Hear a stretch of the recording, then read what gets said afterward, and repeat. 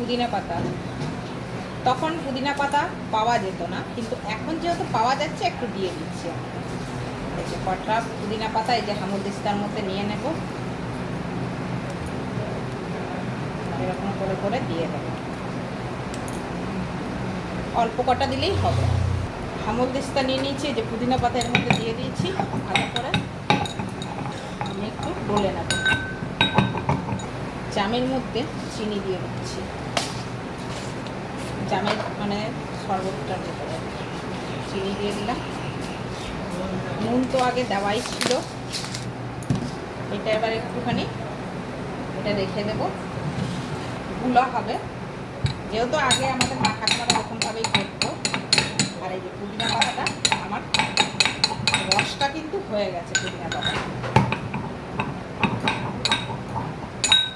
পুদিনা পাতাটা কিন্তু আমার রেডি হয়ে গেছে। জামের রসটা নিয়ে নিলাম, এর মধ্যে আমি দিয়ে দেবো।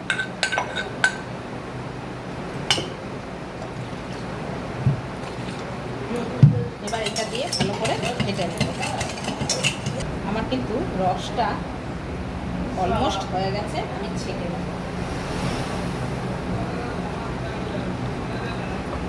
এক গ্লাস কিন্তু হবে না, যেহেতু জামটা কম ছিল, এর মধ্যে আরও জল মিশালে হয়ে যাবে। আমি কিন্তু পারফেক্ট জিনিসটা চাইছি, যার জন্য আমি জল মেশাতে চাইছি না। জামের যে শরবতটা আমি তৈরি করেছি, ঠান্ডাটা করার জন্য দুটো বরফ নিয়েছি। যেহেতু আমরা ঠান্ডা পছন্দ করি,